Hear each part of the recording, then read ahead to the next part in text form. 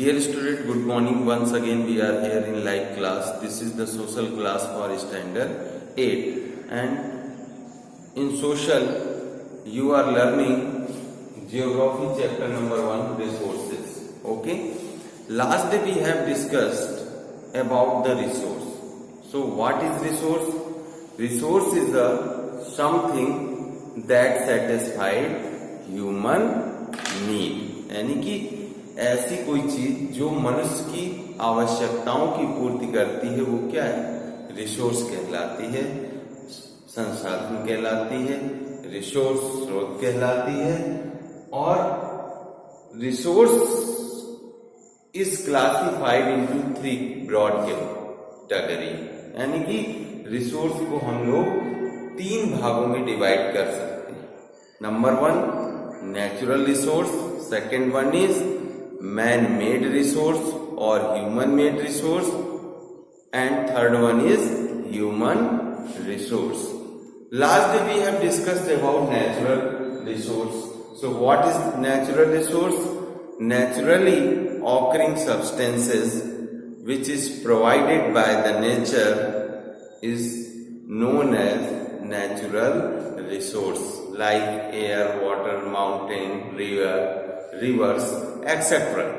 These all are come under the natural resources. Okay, and natural resources can be classified into 4 types. Okay, classified on the basis of origin. Origin means उत्पत्ति के आधार पर. Okay, so when we classify natural resource on the basis of origin, there will be the 2 category, biotic and abiotic. इसका मतलब अगर हम natural resources को origin के अकॉर्डिंग डिवाइड करें तो उसे हम लोग 2 भागों में डिवाइड कर सकते हैं. एक तो नेचुरल रिसोर्स और दूसरा एक है biotic resource and second one is abiotic resource, यानी कि जैविक एंड अजैविक. अब यहाँ पर as you know that biotic resource means all the living things and abiotic means all non-living things, right? यहाँ पर जैसे trees, animals, etc. and mountain, rivers, etc. comes under abiotic resource. But condition is that कि only the naturally occurring substances होना चाहिए, right? वो प्रकृति के द्वारा प्रदत्त चीजें होना चाहिए. ऐसा नहीं कि abiotic में आपने टेबल, फैन लिख दिया, तो this is the wrong example of abiotic resource का. सेकेंड है natural resource on the basis of use and development. Use और डेवलपमेंट के अकॉर्डिंग एक्चुअल एंड जिसे हम लोग या डेवलप्ड रिसोर्स भी कहते हैं एंड पोटेंशियल रिसोर्स कहते हैं. एक्चुअल रिसोर्स क्या है? On the basis of actual and developed and potential resource. Actual developed, अभी जो है जो एक्चुअली क्या है, डेवलप्ड हो चुके हैं ऐसे रिसोर्सेज. और दूसरा पोटेंशियल का मतलब है हमारे पास रिसोर्सेज के भंडारण है, यानी कि हमारे पास क्या है, वी कैन से दैट कि बैंक बैलेंस है, राइट? या उस चीज का रिसोर्सेज का खजाना हमारे पास है, ठीक. लेकिन हम लोग अभी due to the lack of technology and skill हम लोग इस पोटेंशियल रिसोर्सेज का यूज नहीं कर पा रहे हैं.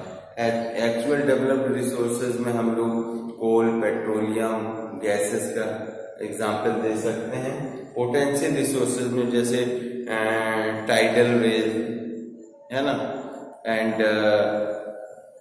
विंड एनर्जी है ना, विंड ये भी हमारे उसमें है ना. आजकल सोलर एनर्जी जो है ना, सोलर पावर प्लांट्स वो डेवलप्ड हो चुके हैं, इसलिए हम लोग उसे डेवलप्ड की कैटेगरी में रख सकते हैं. तो पोटेंशियल रिसोर्सेज भी कुछ अवेलेबल है. Natural resources on the basis of availability, availability के आधार पर भी हम लोग उसको डिवाइड कर सकते हैं, जिसमें दो कैटेगरी में हम लोग अवेलेबिलिटी के अकॉर्डिंग डिवाइड कर सकते हैं, तो renewable resource and second one is non renewable. Renewable का मतलब है जो पुनः जो है रिन्यू किए जा सकते हैं, यानी कि renewable resources are those resources which can be replenished within a short time, okay. And non-renewable resource cannot be replenished quickly. Okay, they may take thousands of years to replenish. Right?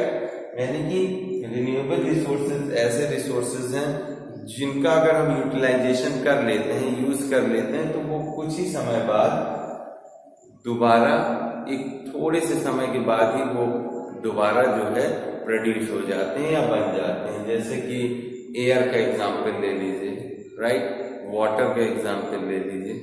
Air क्या है, जैसे ही हमने ली है ना absorb की, तो उतना वो जो है तुरंत जो है रिप्लेनिश्ड होकर के उतनी जगह की वो पूर्ति कर देती है ना। Air water non renewable resource में जैसे कोल, पेट्रोलियम का हम लोग एग्जाम्पल ले सकते हैं। कोल, एक बार अगर हम लोग कोल या पेट्रोलियम का यूज कर लेते हैं तो ये जो है इसके दोबारा बनने में थाउजेंड ऑफ ईयर्स यानी कि हजारों साल का समय लग जाता है, तो ये क्विकली रिन्यू नहीं होते हैं, राइट। तो इस प्रकार से जो है हम लोग अवेलेबिलिटी के आधार पर renewable and non renewable two categories में इसको डिवाइड कर सकते हैं। On the basis of distribution ubiquitous and localised. Ubiquitous का मतलब क्या है, on the basis of they are resource that are found everywhere, है ना। यूबिक्विटस का मतलब the resource which is found everywhere, like air, water, land, है ना। इस तरह के रिसोर्स आपको सब जगह देखने को मिल जाते हैं। लेकिन localised resource are the resources which is found in a some specific places, किसी एक स्पेसिफिक प्लेसेस में जो फाइंड किए जाते हैं वो क्या होते हैं, लोकलाइज्ड रिसोर्स होते हैं, राइट। जैसे फॉर एग्जांपल कोल, पेट्रोलियम, ये एक स्पेसिफिक प्लेसेस में हम लोगों को मिलते हैं। लास्ट लेक्चर में मैंने इसके बारे में बहुत डिटेल में आपको समझाया है। आज मैंने केवल एक रिकैप किया है इन सब के बारे में। बेसिकली आज हम लोग ह्यूमन मेड रिसोर्सेज के बारे में पढ़ेंगे, यानी कि मानव निर्मित संसाधन क्या है, राइट। आइए देखते हैं page number 117। Human made resources are those resources that are created by humans using technology, knowledge and skills, right. Human made resource ऐसे रिसोर्स हैं जो क्रिएटेड बाय, बनाए गए हैं बाय ह्यूमंस, यानी कि आदमियों के द्वारा, यूजिंग टेक्नोलॉजी, टेक्नोलॉजी का यूज करते हुए, नॉलेज एंड स्किल, टेक्नोलॉजी का यूज करते हुए, नॉलेज एंड स्किल का यूज करते हुए, है। To create a resource is itself a human made resource. To create, अब देखिए, the technology use to create a resource itself a human made resource. जो टेक्नोलॉजी जिसका हम लोग यूज करते हैं किसी भी रिसोर्सेज को क्या करने के लिए, दूसरे फॉर्म में ट्रांसफर या बनाने के लिए, तो वो जो टेक्नोलॉजी है वो भी ह्यूमन मेड रिसोर्स ही है, यानी कि मनुष्य के द्वारा बनाया गया संसाधन है। Houses, road, bridge, machines and vehicles are some example of human made resources. Similarly, institutions like school, hospital and banks are also human made resources, right? इस तरह से ये सारी चीजें जो ह्यूमन के द्वारा बनाई जाती हैं वो सब क्या है, ह्यूमन मेड रिसोर्सेज हैं। Resources which is made by, resources which is made by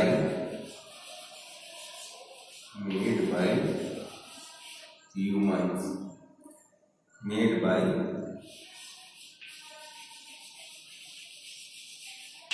humans. Example,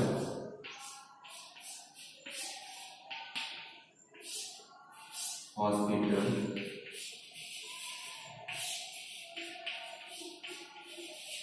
आपका फैन, चेयर,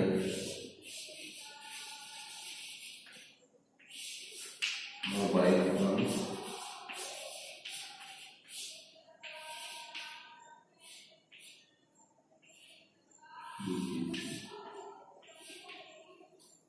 ठीक।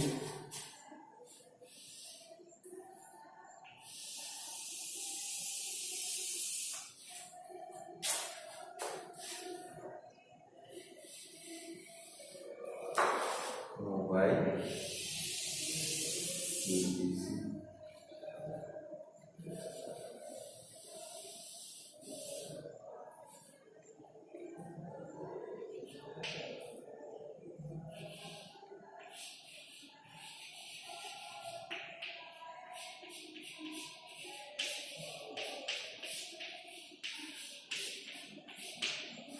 राइट। समझ में आ गया सबको बहुत अच्छे तरीके से। नेक्स्ट रिसोर्स है आपका ह्यूमन रिसोर्स, यानी कि हम लोग खुद ही क्या है, एक रिसोर्स की तरह वर्क करते हैं, right.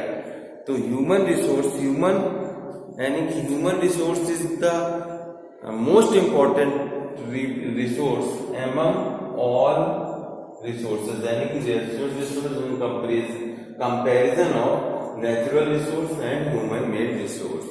Human resource is considered better among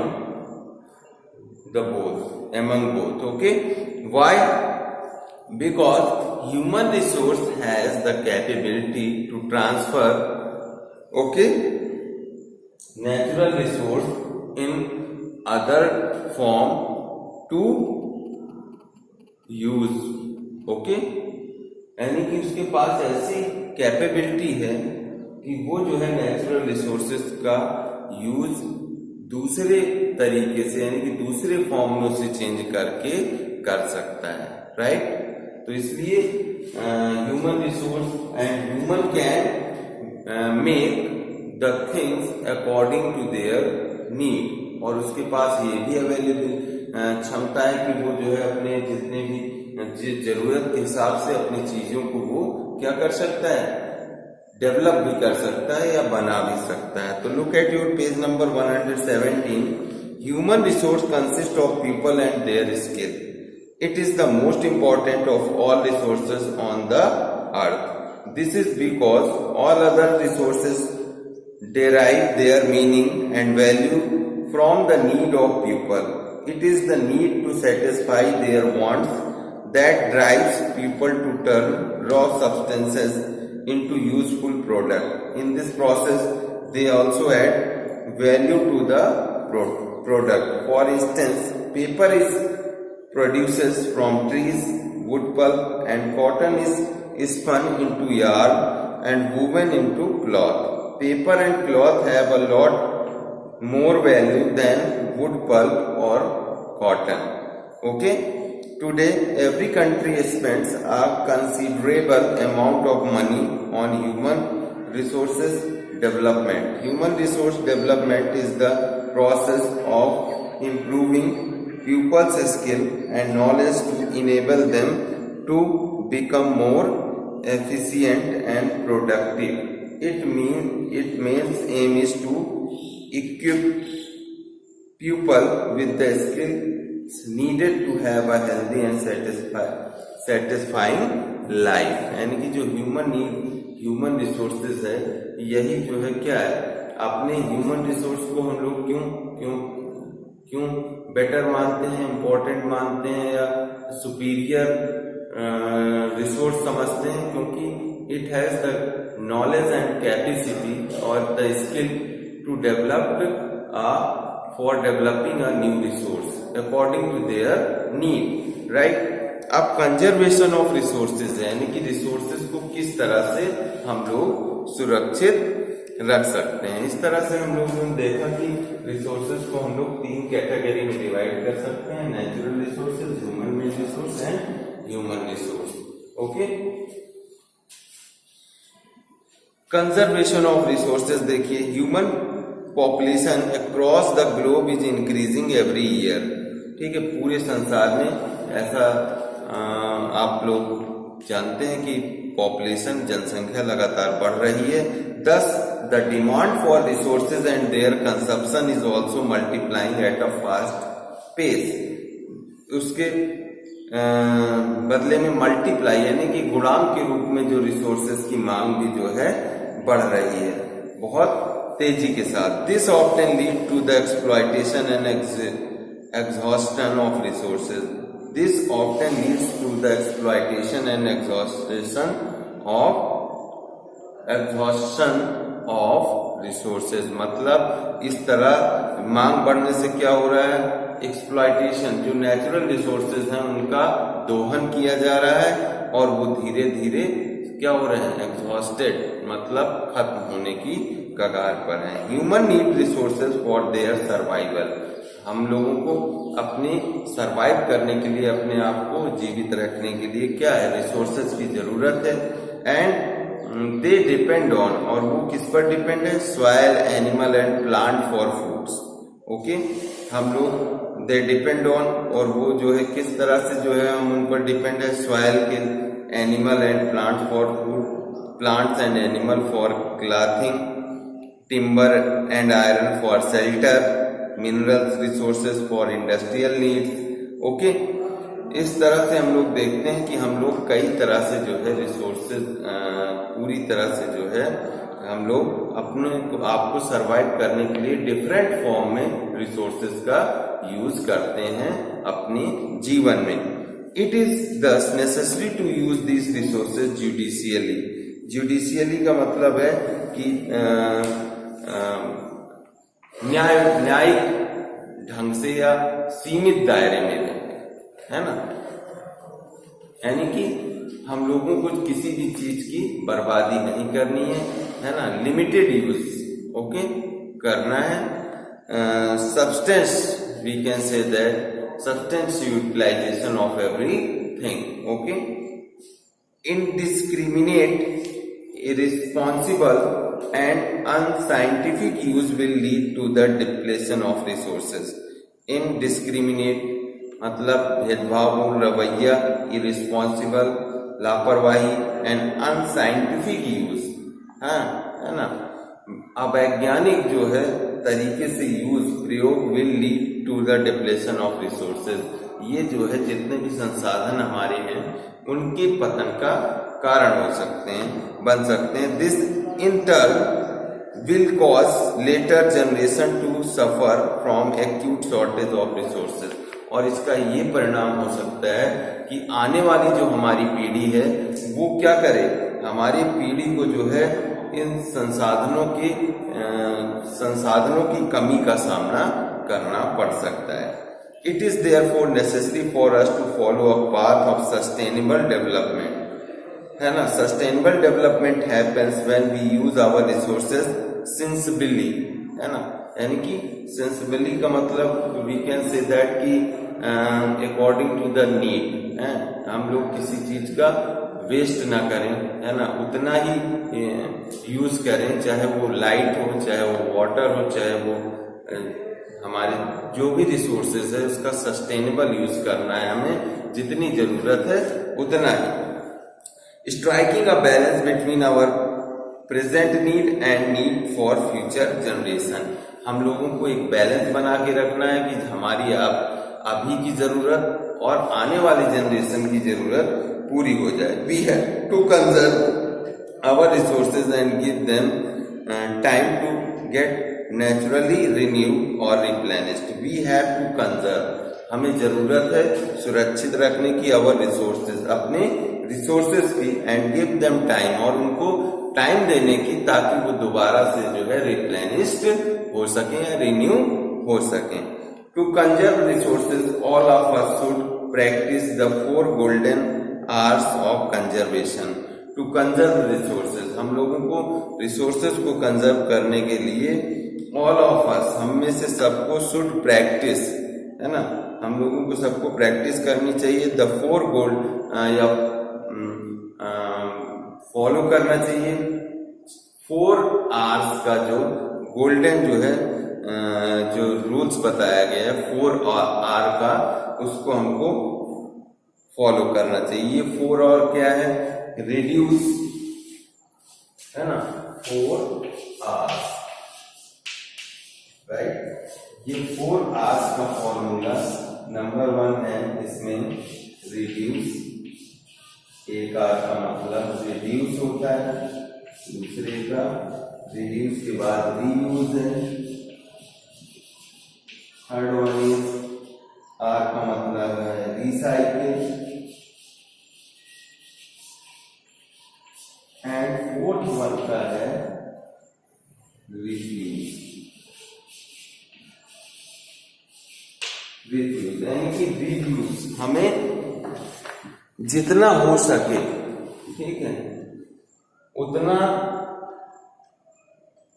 अपनी जरूरतों को या अपने जो है संसाधनों का प्रयोग कम से कम करना चाहिए, ठीक, right. For example air conditioner का हम एग्जाम्पल ले लेते हैं। एसी है आपके घर में, ठीक है, अब जरूरी नहीं है कि आप लोग एसी जो है 24 आवर्स यूज करें, ठीक है, उसका 1, 2, 3 घंटे या जितने घंटे आप लोग जरूरत है उतनी देर उसको आप यूज करिए, उसके बाद उसको बंद कर दीजिए।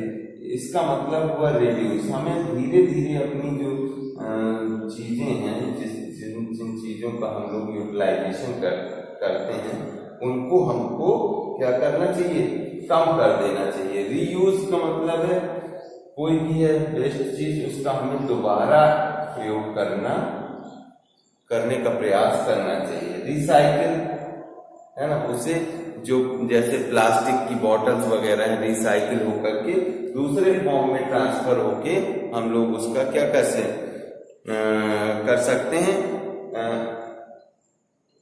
अदर यूजेबल थिंग्स में उसका हम लोग यूज कर सकते हैं।